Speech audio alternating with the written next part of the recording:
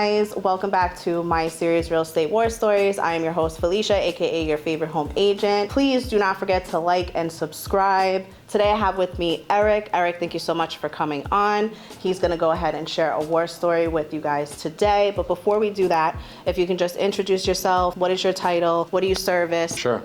So my name's Eric Braun. I work with Contour Mortgage. I'm a licensed mortgage loan originator. I help people with the home buying process and the financing side of things, whether it's a first-time home buyer or an investor, or I really am passionate about helping my real estate partners like Felicia also, grow their businesses in lots of different ways. I'm licensed in New York, Connecticut, New Jersey, California, Texas. Oh wow! See, I didn't know all that. I think that's it.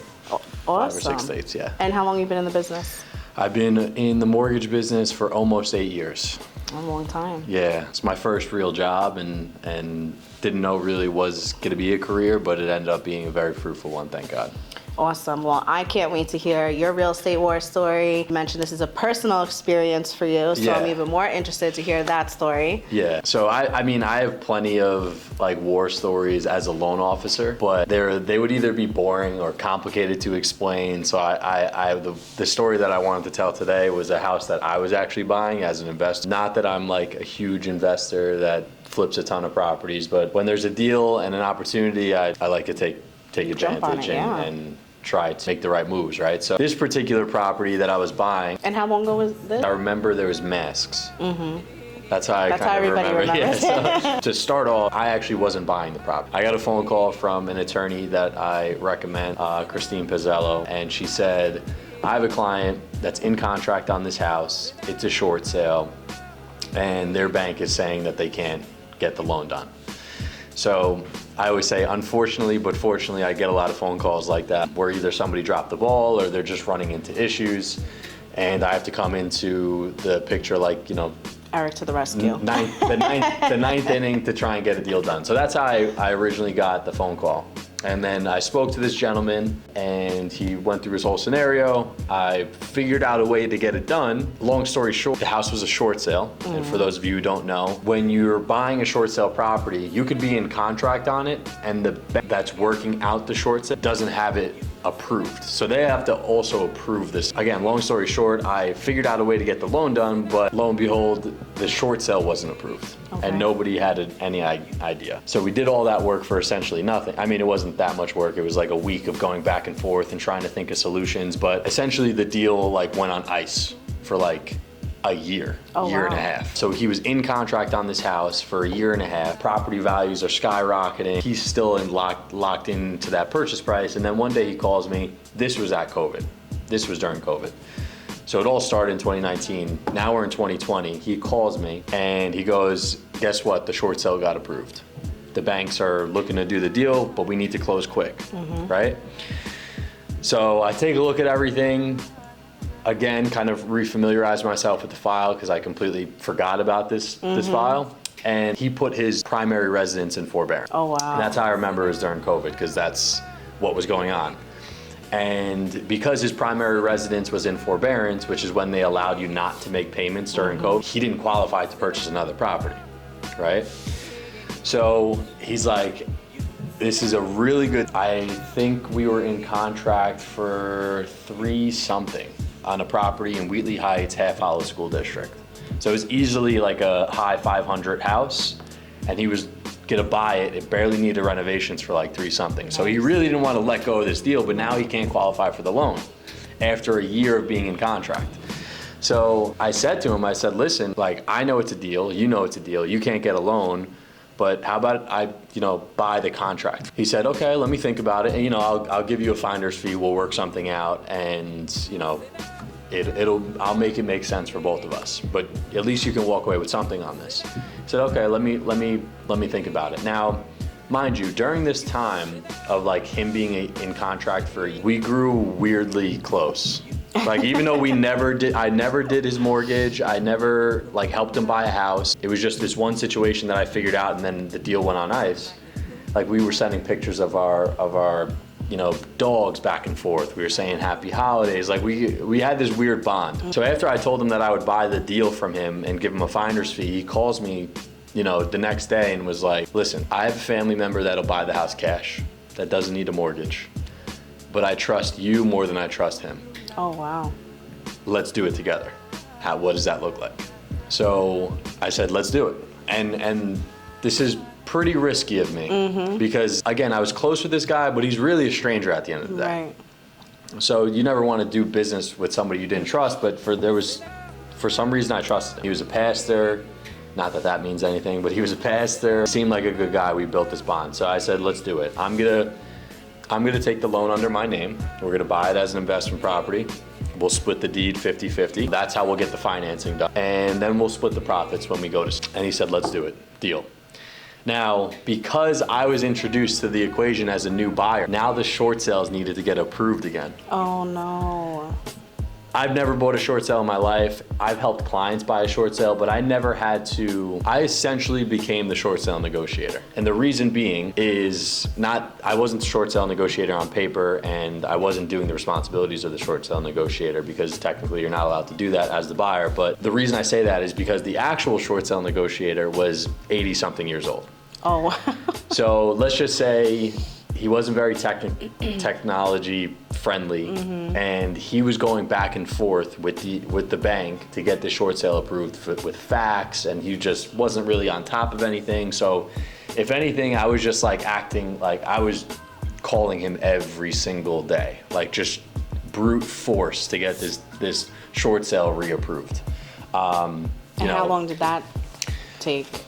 The second time around? It would have took months if it was up to the short sale negotiator. It took me, like with my like constant, urgency. I was harassing at this point because I'm like, I didn't do all of this to just not close this deal. So it took, I'm gonna say 30 to 60 days to get it approved, and then another 2-3 weeks to close. Okay. But we finally got it approved. We finally got to the closing table, and we started to renovate the property. Now, mind you, the property didn't need tons of renovations. We were just doing kitchens and putting some flooring down, tidying up the basement, paint. That's pretty much it, right? We didn't really knock down any wall. We opened up the kitchen a little bit, but it wasn't like extreme renovations by any means. Okay. So after doing that, my partner, my client that became partner, stopped answering the phone. Oh my God, the pastor. Yes. So this, now mind you, I have the loan and I'm making payments. Oh my God. He helped with, some of the cash, like he has skin in the game. It's not like, he has skin in the game. Right. And I don't think he would walk away. He just stopped answering his phone. So something happened to him? Hopefully not. So I'm calling him for 3 weeks. And like the week leading up to it, he was kind of being sketchy with me. Oh my God. So from the previous application, where it was him and his wife trying to qualify for the loan, I had his wife's phone number. So I called his wife. She didn't answer. I called his wife's job, asked, because he was retired, so there was no job for him. I called his wife's job and said, hey, can you please have, so-and-so call me, it's an emergency. She finally gets back to me. She goes, are you sitting down right now? And I'm like, no, but I am now. And she said, my husband passed away. Oh my God, I had a feeling. Yeah. That's horrible. Mind you, this guy was like, again, went from stranger to client to partner to like, Friends. I would talk to him for, 2 to 3 times a week. We'd joke around, we had common interests, whatever. And he passed away. And we got to sell the property to his cousin, which was really cool because they got this house in a crazy market where they couldn't find a house. They got a seller's concession. The benefit on our end was we didn't have to pay any realtor commission. We found the buyer direct, but they got a good deal. They got a house in a crazy market where they couldn't. His family still reaped the rewards of we made good money on the deal, and it actually set his son up to start a business. Wow, that's really So, but yeah, there was those like 3 weeks where I was like, I was texting him very aggressively. So I felt bad when I heard the news because I just think this guy's going ghost, and he's, I have this loan in my name, I have to make payments on it. Where is this guy? I can't sell the property without him. So the moment I heard the news, I was like, it put everything into perspective of like, okay, I was worried, but now it's like, it's actually worse than What you thought? what I thought. So, but it had a happy ending, somewhat, of course. We sold the property, made good money. His family got half of the proceeds as he was supposed. He got to leave his family something. So a nice piece of money. So that's war story in a nutshell. From stranger to client to partner to and now I know his family and his son and his wife, and we're close as well. So it's good, and it's like just another reminder that we cannot take life for granted. Anything can happen to anybody at any point. So it's definitely a good reminder. He had cancer in the past, and he talked about it. It came back, and he wasn't the type of dude that was like gonna look for sympathy or like I guess he didn't want to put his business out there, and that's why he didn't. He's like, I beat it once, I'm gonna beat it again, sort of thing, and just kind of kept it quiet. But yeah, that's definitely can't take life for granted, and it's weird because what we do every single day is help people, and sometimes we forget about that, and then there's certain experiences or conversations that bring us back to center and make us realize what's really important. And in this business, you are able to do really good stuff as well. And that we have to take risks in life, in business and in life. And he was taking a risk and you were taking a risk. And look, sometimes things do end up working out. So that's a really good story. That was definitely heartfelt for me.